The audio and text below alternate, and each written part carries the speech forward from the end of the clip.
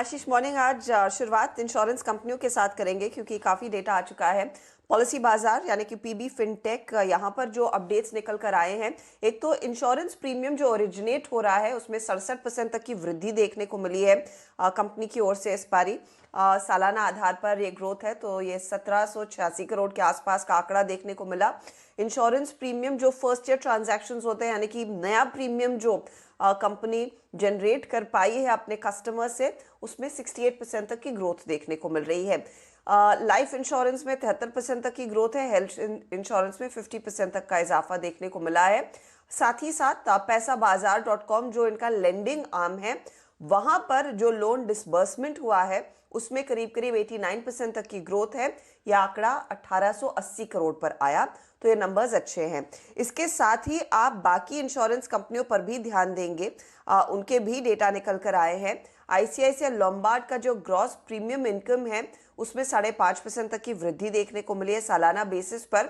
लेकिन आप ध्यान दीजिएगा, न्यू इंडिया एश्योरेंस में 14% तक का इजाफा देखने को मिल रहा है और साथ ही साथ स्टार हेल्थ इंश्योरेंस में हम देख रहे हैं करीब 15% तक की ग्रोथ। तो जनरल इंश्योरेंस में एक बहुत ही एवरेज सिंगल डिजिट ग्रोथ देखने को मिली है, लेकिन जो हेल्थ इंश्योरेंस बिजनेस है उसमें दिसंबर के महीने में ज्यादा ग्रोथ देखने को मिली। नॉर्मली होता है क्योंकि कई लोगों की प्रीमियम्स जनवरी और दिसंबर में रिन्यूअल के लिए आते हैं एनुअल प्रीमियम्स, तो उसका शायद एक रिफ्लेक्शन है। अब पेटीएम, कल आपको याद होगा मक्वारी ने 900 रुपए का टारगेट दिया, लेकिन थर्ड क्वार्टर का अपडेट आ गया, उस पर आज बाजार फोकस करने वाला है। लोन डिसबर्समेंट्स में सालाना 400% तक की वृद्धि देखने को मिली है। कंपनी ने 44 लाख लोन डिसबर्स किए हैं। Value of loan disburse 2180 crore की है। इनका जो मर्चेंट लोन है उसमें ग्रोथ देखने को मिली है। पेटीएम पोस्टपेड यानी कि बाय नाउ पे लेटर में अच्छी खासी ग्रोथ देखने को मिली है। मंथली ट्रांजैक्टिंग यूजर्स के आंकड़े में 37% तक का इजाफा है और कंपनी कह रही है कि वो करीब करीब 2500 बिलियन की जीएमवी यानी कि ग्रॉस मर्चेंडाइज वैल्यू को क्लॉक कर पाए हैं इस पर्टिकुलर क्वार्टर में। नंबर्स में इंप्रूवमेंट है, देखते हैं स्टॉक कैसे रिएक्ट करता है। रिजल्ट्स के लिहाज से 5 पैसा कैपिटल के नतीजे आए। प्रॉफिट 70 लाख के आसपास ही आया है। इसमें सालाना आधार पर गिरावट देखने को मिली है, 3 करोड़ से घटकर ये 70 लाख पर आया। टोटल इनकम में करीब 60% तक की ग्रोथ देखने को मिली है, 80 करोड़ के आसपास का टोटल इनकम का आंकड़ा।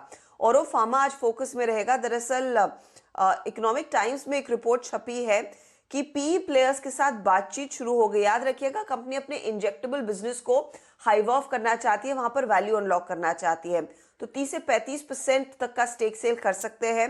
वैल्यू करीब 4500 करोड़ से 5250 करोड़ के आसपास के बीच आकी गई है, लेकिन ओवरऑल 15000 करोड़ की valuation I beg your pardon company command कर सकती है। तो ये कुछ स्टॉक्स होंगे जिस पर फोकस रखें। ओके तो ये तमाम कंपनीज, तमाम स्टॉक्स हैं जो आपने रडार पर रखिएगा। अच्छा, आज का क्विकली इवेंट्स कैलेंडर बता देता हूं आपको। आज एक्स डेट है वो जीएमआर इंफ्रास्ट्रक्चर जो स्पिन ऑफ कर रहा है, कल इसीलिए वो स्टॉक खबरों में था, हरकत में आ रहा था। आज वो एडजस्टेड स्टॉक आपको ट्रेड करता हुआ नजर आएगा।